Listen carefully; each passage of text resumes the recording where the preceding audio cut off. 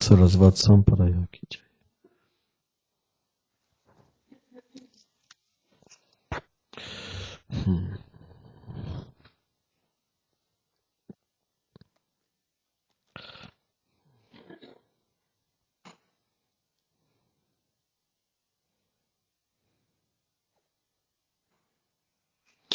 Donc on va lire un passage chez Srimad Bhagavad Gita.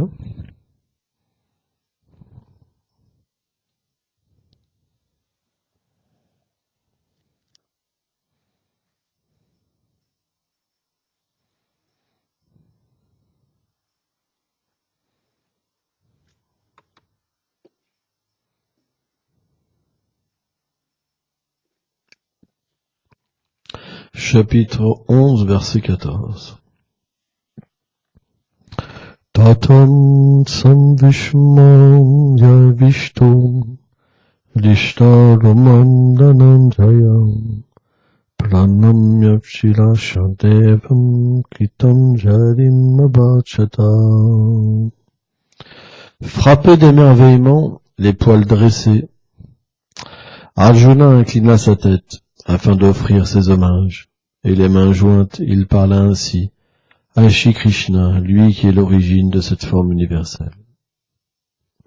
Commentaire. Srila Bhaktivedanta Narayan Swami explique que la forme universelle que le Seigneur Krishna montra à Arjuna est des plus étonnantes à contempler. Elle est resplendissante, suprême et merveilleuse. Elle est décorée de nombreuses sortes d'ornements célestes. Elle est illimitée et pénètre toutes choses. Dans le corps du Seigneur suprême, Arjuna voit l'univers entier situé en un lieu et divisé en de nombreuses formes. Afin de retirer le doute de Dhritarashtra selon lequel Arjuna aurait pu s'enfuir par peur, après avoir vu cette forme terrifiante, Sanjaya dit « Arjuna est un grand dévot qui connaît la vérité sur Krishna. Il n'est pas devenu apeuré en voyant cette forme au milieu de tête. Au lieu de cela, il expérimente un sentiment d'étonnement. Arjuna est naturellement doté d'une nature modérée et calme. Mais parce qu'il est absorbé dans un sentiment d'émerveillement lié aux opulences du Seigneur qu'il contemple, il devient empli d'extase. Ses poils se dressent et son corps tremble. Offrant ses hommages en inclinant sa tête et en joignant ses mains, il commence à parler. Les yeux d'Arjuna ne sont pas fermés par peur, mais parce qu'il expérimente un sentiment d'extase lié à l'émerveillement des gloires du Seigneur.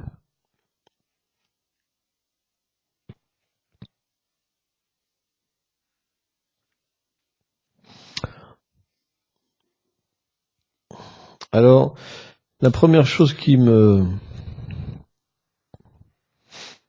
m'interpelle dans cette teneur et portée,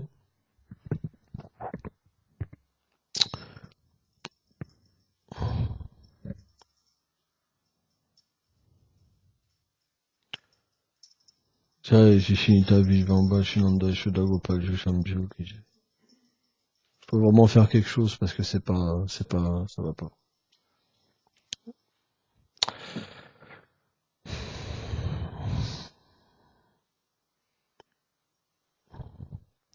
La première chose qui émerveille dans cette teneur et portée, c'est que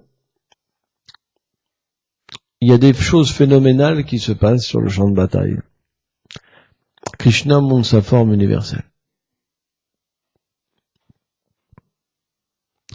Bien que pour un bhakta, cette forme, elle ne représente pas grand-chose.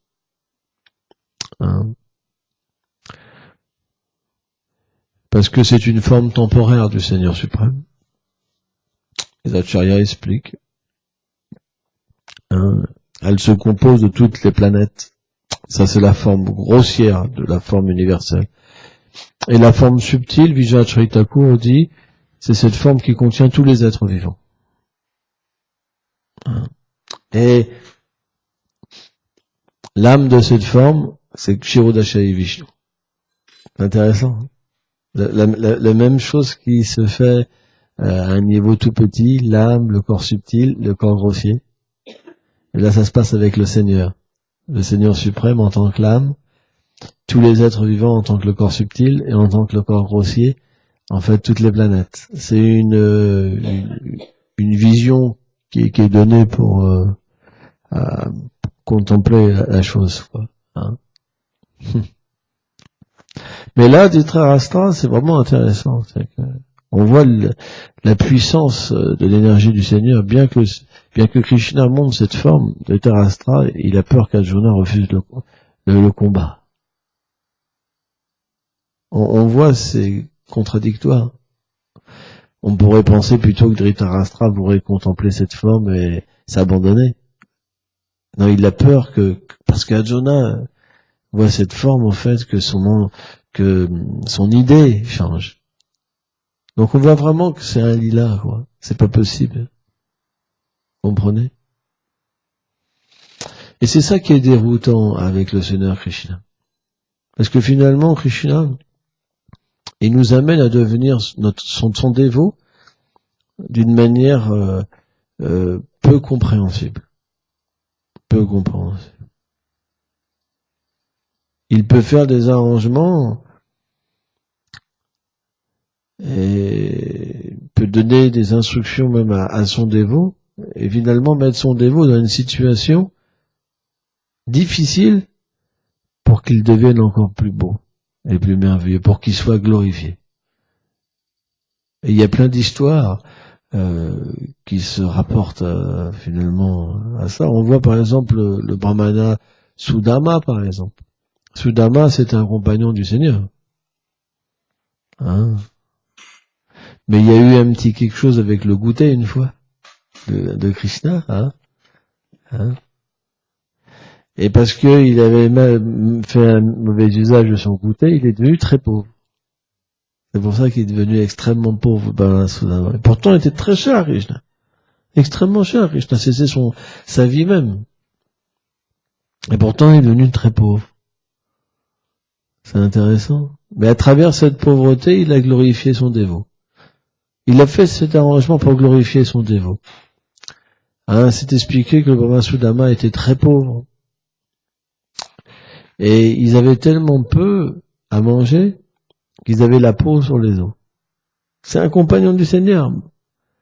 Tellement ses affaires étaient vieilles qu'elles tenaient plus debout, quoi. On n'a jamais porté des affaires comme ça. Même les sans-logis chez nous, ils ont des affaires. C'est pas possible. Vous comprenez? Et pourtant, il était dans cette situation-là, au point que sa femme, elle l'a prié un jour. Elle dit, oh, tu es l'ami de Krishna. Hein. Il est à Dwarka en ce moment avec les reines, les déesses de la fortune dans des milliers de palais. Va lui demander quelque chose, faire quelque chose. Sa femme a demandé. Lui, il n'a pas de désir. Mais en même temps, cette idée de revoir Krishna l'émerveille. C'est pas qu'un dévot du Seigneur, il ne voit pas Krishna. Par exemple, que ce soit Dhruva Maharaj, ou que ce soit Mary Yashoda.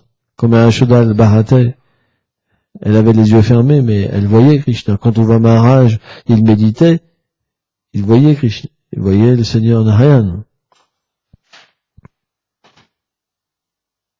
Donc c'est pas que Brahma Sudama, il voyait pas le Seigneur Shiva. Vous comprenez? Au point que Krishna dans le Bhagavad Gita, dans ce verset-là, Tesham Shtam Bhajantipiti Purvakam, Tadimi Nanami Buddhigivam Tam. Krishna, il dit, en fait, quand mon dévot, il est séparé de moi. Il y a différentes traductions, mais une des traductions qui est donnée, quand mon dévot est séparé, ressent la séparation avec moi, alors je viens. J'enlève cette séparation et je me manifeste. J'apparais. Vishvacharya Thakur, il dit comment un dévot voit le Seigneur. Il apparaît dans son mental. Un yogi, il apparaît dans son cœur. Mais un dévot, il apparaît dans son mental. Hein? Ça veut dire que il est transféré dans les lilas de Krishna. Et il peut voir le Seigneur personnellement Donc il n'y a pas de séparation. Mais l'idée d'aller voir Krishna est parue et l'a émerveillé. Donc on va jamais voir sans un présent au Seigneur. C'est pas possible. Jamais on doit venir au temple sans quelque chose. C'est une offense. Jamais. Au moins faut mettre une petite pièce. Mais jamais on vient voir le Seigneur sans une offrande. Et si tout le monde vient sans une offrande, tu vois, ils sont tous radins, ils comprennent rien à la bhakti. Ils viennent, même pas avec un cadeau, rien. Ils sont sans fortune. C'est pour ça qu'ils galèrent, tous. Ben ouais. On doit venir pour apporter un service à Krishna. Pas pour prendre Krishna. En plus, ils prennent. Gratos. C'est pas notre philosophie. Notre philosophie, c'est que on vient et on maintient. En fait, c'est pas qu'on maintient, mais Krishna est tellement miséricordieux qu'il vient sous la forme de la mortie, et il vient. Pour que des êtres aussi inqualifiés que nous le maintiennent. C'est ça la miséricorde de la déité. Il n'y a pas, c'est une miséricorde inconcevable. Bien qu'on ne soit pas qualifié, il vient et il est au milieu de gens ignobles, finalement, avec des cœurs très impurs, de l'envie, plein de choses dégoûtantes, et il est là. Alors que dans son monde à lui, il est servi par des gens qui ont des qualités illimitées. C'est vrai. Donc on vient pas sans un présent. Donc le Brahmana Sudama, il avait rien. Rien du tout. Les seules choses qu'il avait, c'était du riz en lamelles, de très mauvaise qualité. Très très mauvaise qualité. Sa femme lui a fait un petit paquet, il l'a mis dans le pli de son dhoti, il est parti. Et quand il est parti, au souvenir de Krishna, bien sûr, il était dans une extase qui est incommensurable. Je ne sais même pas s'il pouvait voir où il allait. Des dévots d'un tel niveau, quoi. Tellement les larmes devaient couler de leurs yeux, leur corps devait trembler, tous les symptômes d'extase se manifestent dans ces êtres-là. Et Dwarka, c'était une opulence, même pour les demi-dieux, c'est pas accessible, quoi. Avec des gardes, avec ceci, avec cela. Et quand le Brahmana Sudama, il est arrivé avec cette tenue, comme un mendiant, quoi, personne ne l'a laissé rentrer. Personne. Hein.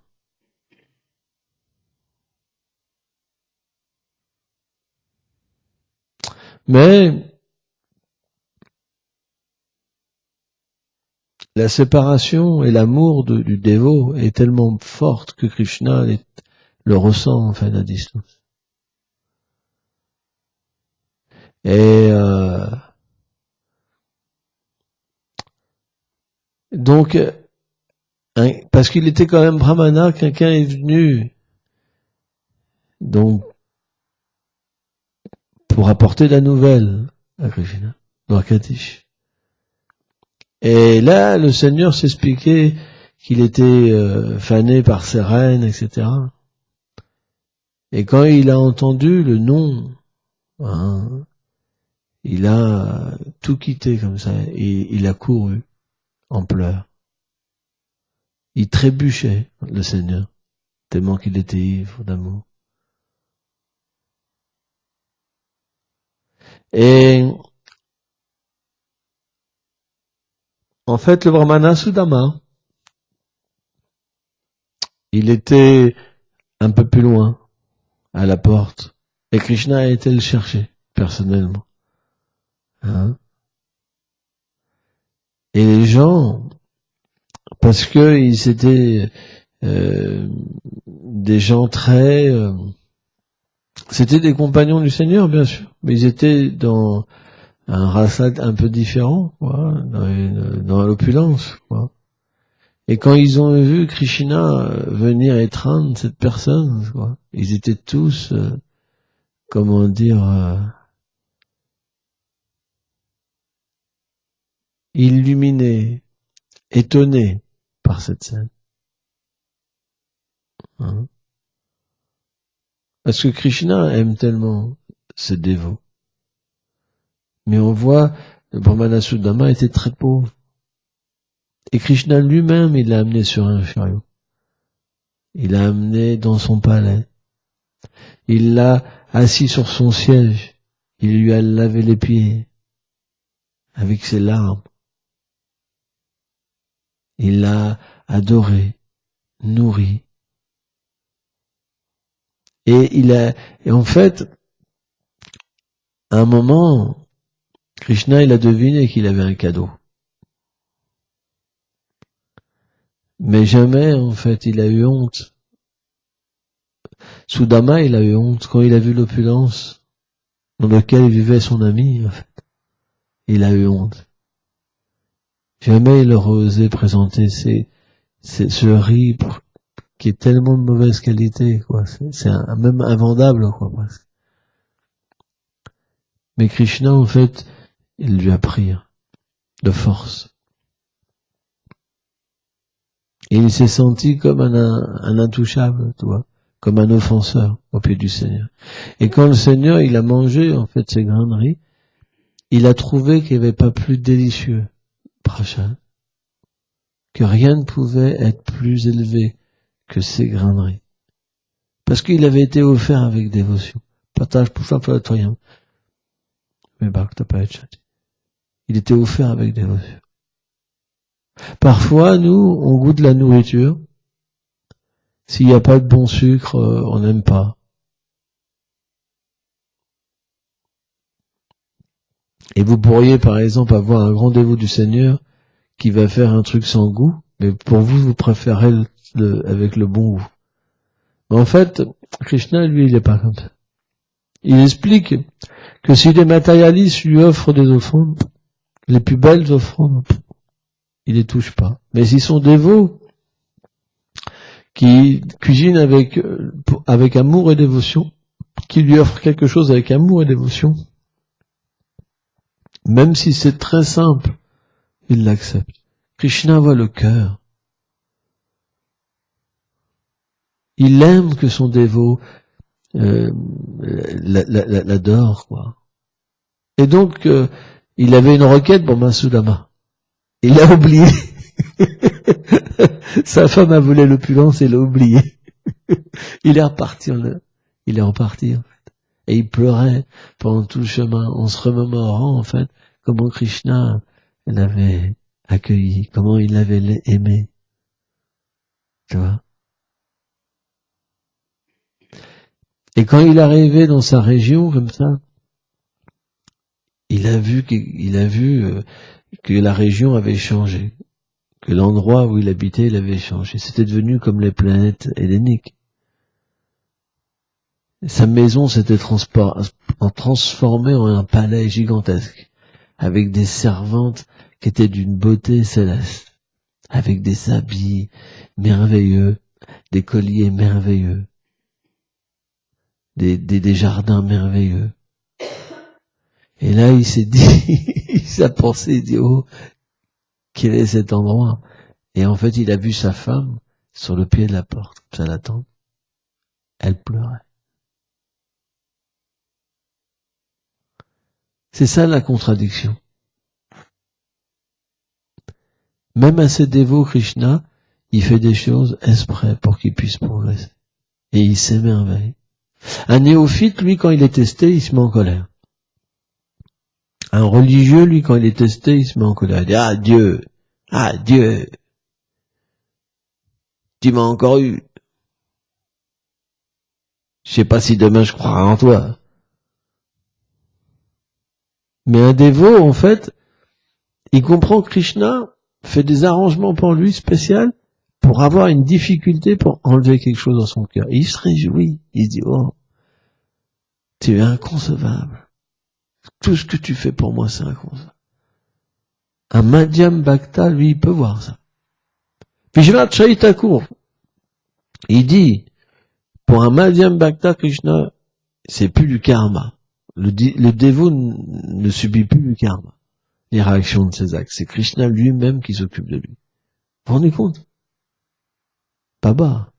Krishna fait des arrangements pour qu'il atteigne la perfection.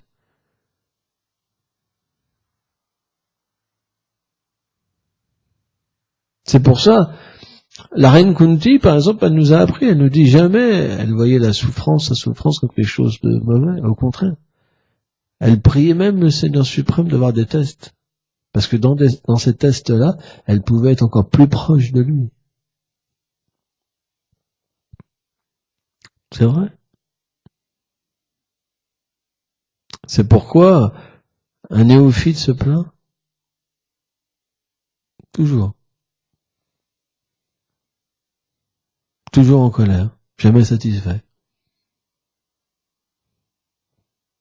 Pas de limite dans la plainte. Ils se plaignent tout le temps. Ils font que se plaindre. Ils savent faire que ça. On appelle ça Kanishta Bhakta. Kanishta Bhakta, il fait que se plaindre. Il voit jamais la miséricorde du Seigneur. Jamais. Il voit simplement des opposants. Même le gourou, c'est un opposant. Quand le gourou est pas de leur côté, il pense qu'il est dans un autre côté. Comme ça. Mais le Madhyam Adhikari, lui, il pense pas comme ça. Or, Kanishta Bhakta, ça veut dire pas de chant. Le nam, le nom se révèle pas. L'adoration de la déité se révèle pas. Le service au Vaishnav se révèle pas. La seule chose qui se révèle en nous, c'est la fierté. Et l'envie. La jalousie. C'est la seule chose qu'on obtient sur ce plan-là. C'est ce qui apparaît à chaque fois. C'est comme une fleur, quand elle éclot, c'est l'envie. Pas facile, hein? Quand vous l'arrosez, le parfum de l'envie. Si vous glorifiez un petit peu, au lieu de développer l'humilité, un Bhakta lui dit non, tout ça c'est pas vrai, c'est faux. Un Kanishta, si vous l'éventez un petit peu, il dit bah oui, bien sûr, c'est normal. Il y aura un petit peu d'humilité pour imiter. On dira non, c'est pas moi, c'est pas moi. Mais le même Bhakta, si vous commencez à le critiquer, il va se mettre en colère. Alors que celui qui progresse, si vous le critiquez, il va prendre la glorification de la critique comme la miséricorde du Krishna. C'est à ça qu'on reconnaît quelqu'un qui progresse. Le Kanishta, lui, quand vous le glorifiez, il fait non, moi je suis pas qualifié et tout. Mais si vous le critiquez, il se prend en colère. Ah ouais.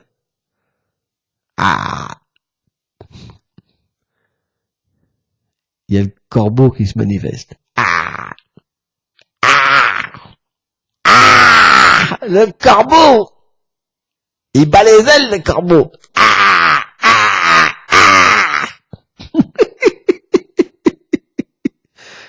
Mais, celui qui progresse, lui, il est comme le cygne. Le cygne, c'est qu'il peut extraire. Il peut comprendre de quelle manière il doit accepter les choses. C'est pas forcément qu'au début de la vie spirituelle, même du plan Madhyam, qu'il n'y a pas des imperfections. Il y a des imperfections. Mais on peut les analyser et elles peuvent toujours nous profiter. Elles nous détruisent pas. Alors que quand on est sur le plan Kanishta, c'est plus difficile. Elle peut nous détruire.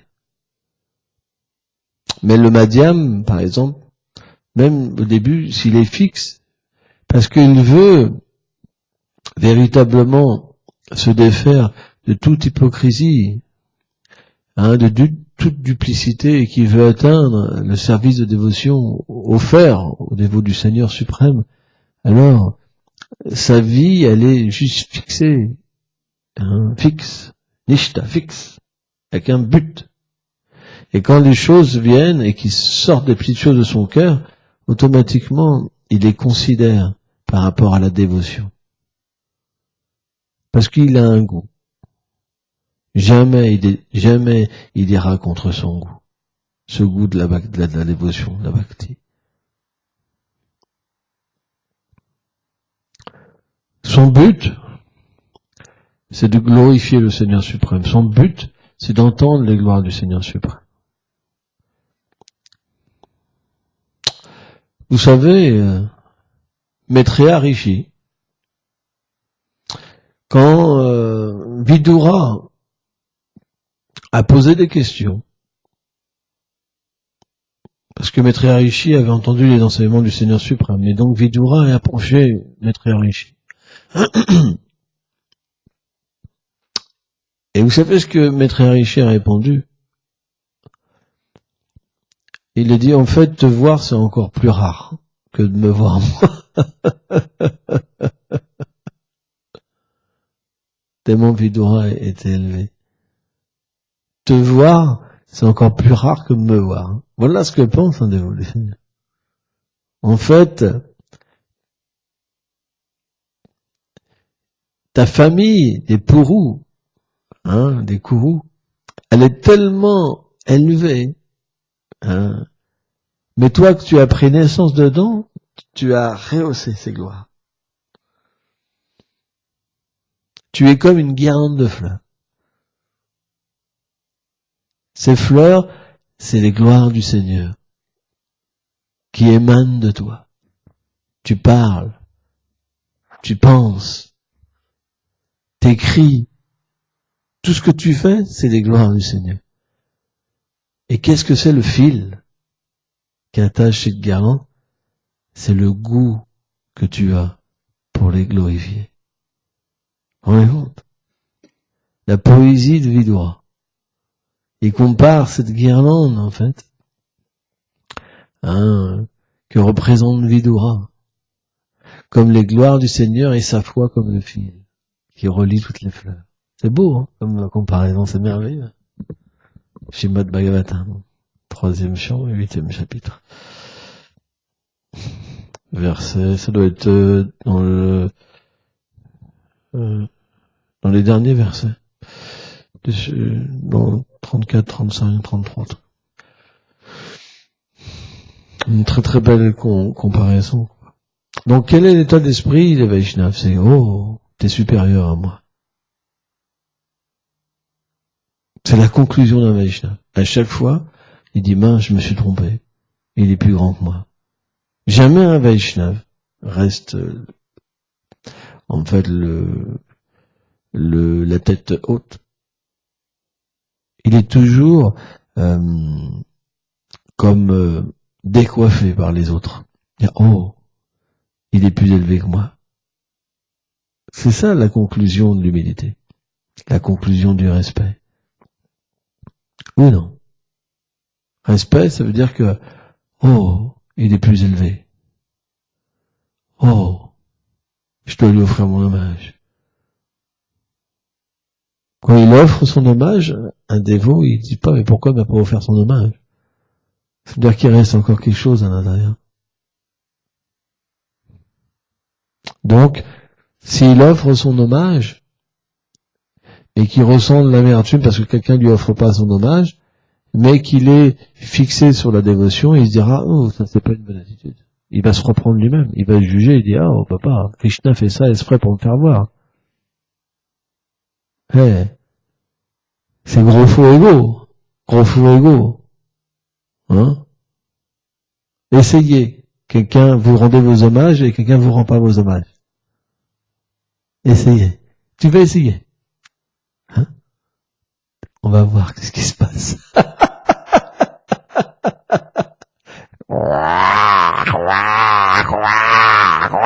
Le gros corbeau va se manifester.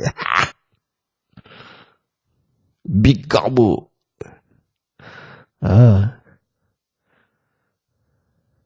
Avec la guirlande des immondices et la critique pour relier les immondices. C'est un différent coup de Vidura.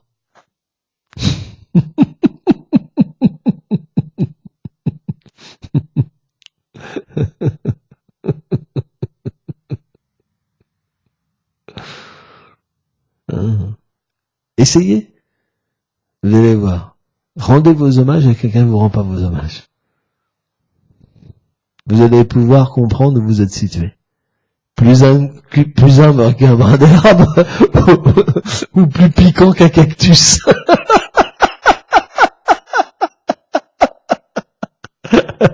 Non mais, je rigole, mais on peut tout comprendre où on en est juste là. Alors extérieurement, on peut dire, on peut jouer le jeu, hein. Mais intérieurement, qu'est-ce qui se passe?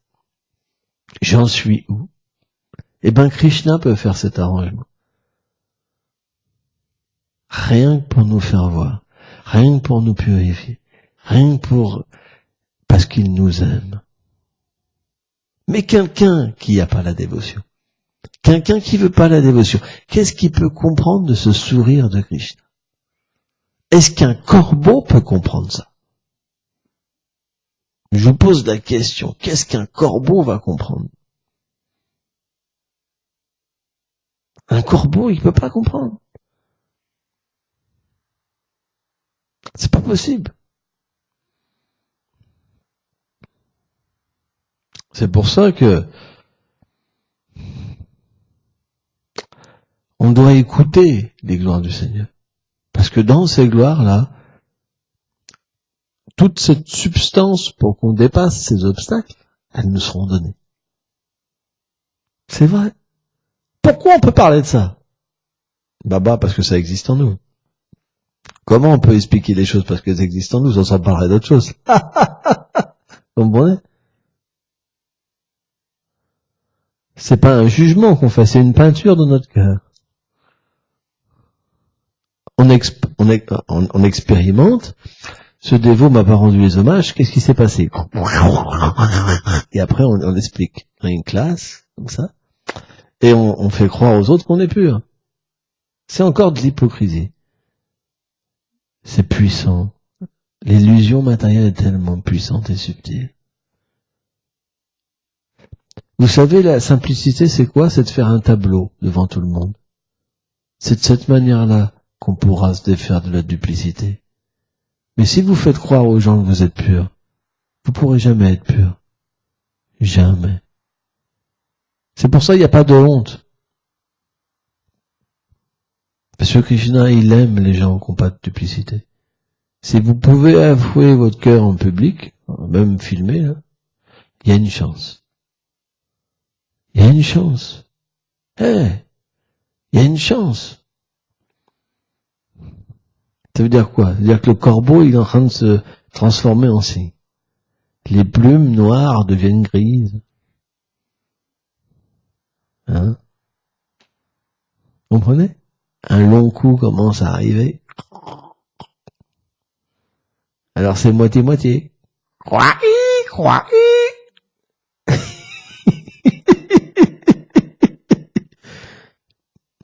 comprenez? Il reste quelque chose. Mais on peut apprendre. Quand ça nous arrive, on peut voir le sourire du Seigneur. Et on peut évoluer. Et aller vers la bhakti. Mais avant, non. C'est pour ça, un jour comme ça, quand vous rendrez vos hommages, et qu'on les rendra pas, et que vous pensez que vous êtes au même niveau qu'une personne, alors, même supérieur. Au même niveau encore, mais supérieur. Donc je suis supérieur, c'est un nouveau dévot. Et vous direz, bon, il faut que je lui enseigne, il rend pas ses hommages. Allez, en Prabhu, mes hommages. Il va vous regarder, il va vous bénir. Reçois mes bénédictions. Oui, je te bénis. T'as bien raison de me toucher les pieds.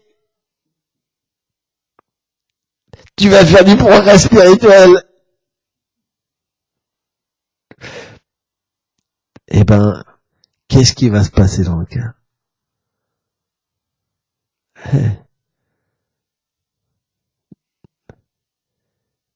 Peut-être, sur le moment, vous direz rien, mais quel va être l'écho? Vous allez trouver d'autres personnes, on lui dit, t'as vu, quand même, il a vraiment pas d'humilité, hein, ce garçon. Je lui ai offert mon hommage. Il m'a béni. Et tous les corbeaux se mettront à vous dire, ah ouais, Tous ceux qui veulent de la révérence et du respect.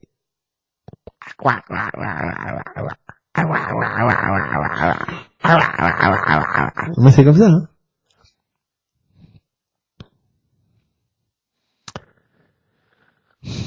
Donc pas facile. La voix du corbeau, c'est pas facile. La voie du corbeau, elle ne permet simplement que de se reposer dans les décharges. Les corbeaux, ils aiment bien c'est comme des charognards. Voilà. Donc ils aiment bien les endroits sales, les critiques, la politique. Voilà. Mais lui, le cygne, il aime les endroits propres. C'est pour ça, on doit petit à petit purifier notre cœur. C'est difficile. On voudrait, comme un sahaja, voir Krishna sans purifier notre cœur. Sahaja, c'est ceux qui ont une apparence de dévots, mais dans leur cœur, il y a plein d'immondices, mais qui font croire qu'ils sont purs. Mais ça marche pas, c'est pas possible. Et c'est ça qui est difficile. On doit purifier notre cœur. Et notre cœur, quand on a décidé de le purifier et d'être sincère, alors Krishna fera les arrangements. On n'aura pas le choix. Krishna va être très miséricordieux avec nous. Très très miséricordieux. Pourquoi il nous laisserait tel un corbeau? Vous comprenez? Un corbeau, c'est pas beau. C'est vrai. C'est un gros corbeau. C'est vrai. C'est pour ça, notre but, il est de comprendre. Krishna nous donnera la compréhension. Par nous-mêmes, on peut pas comprendre. Parce que Krishna, c'est Rishikesh, c'est celui qui contrôle l'essence. Donc Krishna nous donnera l'intelligence. Ce verset explique ça dans ce sens-là aussi, pour un niveau moins élevé. Celui qui veut me comprendre, qui veut me voir, qui veut avoir une relation avec moi, alors je lui donne l'intelligence pour comprendre les événements dans sa vie, pour en tirer bénéfice, pour comprendre comment progresser. Krishna nous aidera, mais il faut être sincère. Donc, pour être sincère, il faut comprendre qu'est-ce que c'est la dévotion, quel est le but de l'existence. Et ça, on peut l'apprendre qu'au contact des Vaishnavas, des vrais Vaishnavas. Et graduellement, ce but viendra dans notre cœur. Et on pourra en parler et se réjouir en entendre parler. C'est le principe d'une personne au moins intermédiaire. C'est que il aime parler de Krishna, il aime en entendre parler. Quand il écoute sur Krishna, il ressent un grand bonheur. Krishna explique ça. Mes dévots s'éclairent les uns les autres, sans fin. Donc,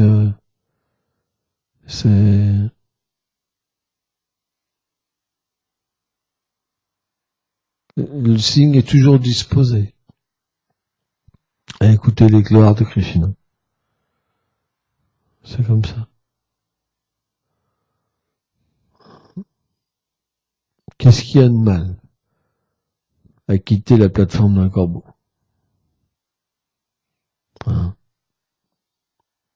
Et pourtant, on pense que c'est tellement merveilleux d'être dans le corps d'un corbeau. S'il y a des immondices dans notre cœur et qu'on est satisfait de cette plateforme-là, on est comme un corbeau. Un corbeau, il mange des immondices, il trouve ça tout à fait normal. Donc, voilà. Mais si on entend parler qu'il y a quelque chose de supérieur et qu'on rentre en contact avec les gloires de Krishna, elles vont nous permettre de réaliser que cette plateforme de l'envie, de la critique et du fait de ne pouvoir goûter les gloires du Seigneur, c'est vraiment l'infortune, quoi. Donc graduellement, on va vouloir se défaire de cette situation. Mais cette situation-là, on ne pourra pas s'en défaire juste en piquant une crise de colère, en boudant, en refusant de manger, en voulant se suicider, toi comme un gamin qui tape sur la table. J'en ai marre. On peut pas atteindre Krishna comme ça. Hier, on a cité ce verset, Adrashi Krishna Sevan Mukhi Jivalo, Shrilaprabhupada Goswami explique ça, qu'on peut pas atteindre Krishna de cette manière-là. On atteint Krishna quand il est satisfait de notre service. Donc ça veut dire que Krishna va faire en sorte qu'il puisse être satisfait. Parce qu'il n'y a que lui qui peut faire les arrangements. On est trop petit, on peut rien faire. Hein? Mais pourquoi il fait les arrangements? C'est pour satisfaire son pur dévot. Parce que quand on progresse, alors le dévot est heureux. Il est heureux. Parce que son service donne des fruits. Un dévot, il veut rien pour lui. Il veut juste accroître son amour, son service pour le dévot du Seigneur. Il veut rien pour lui. Mais quand il voit un disciple fleurir, alors il ressent du bonheur. Vous comprenez? Parce qu'il comprend que son propre maître spirituel sera satisfait de son service. C'est pourquoi Krishna nous aidera. Si on n'offense pas les dévots. C'est la condition. On peut avoir toutes les faiblesses, mais celle-là, c'est la seule où Krishna, si on offense ses dévots, c'est fini. Et on ne sait pas qui est un dévot. Parce que pour reconnaître qui est un dévot, il faut être soi-même un dévot. Donc si on pense qu'on est un dévot, on a un problème. Il n'y a pas d'humilité. Lui, un dévot, il offense plus les dévots. Il peut pas offenser les dévots. Mais quand on est néophyte, on peut faire des erreurs. C'est pour ça qu'on parle d'offense pour les néophytes. Un néophyte peut pas reconnaître qui est qui. Sans ça, il serait pas néophyte. Et s'il n'est pas néophyte, il peut pas faire d'offense. Puisque son cœur est pur. Vous comprenez? C'est une façon de faire voir qu'on se trompe. On comprend mal la philosophie parce que ça nous arrange. Vous comprenez? Parce qu'on veut se faire passer pour des grands dévots en disant, mais t'as vu, lui, il est pas qualifié. Hein, lui, c'est un machin, lui, c'est là, lui, mais en fait, quand on fait ça, pouf, fini. Apalade. On se coupe du service à Srimati Radharani. Apalade. Hein? Et pour ça, on doit faire attention. Merci beaucoup.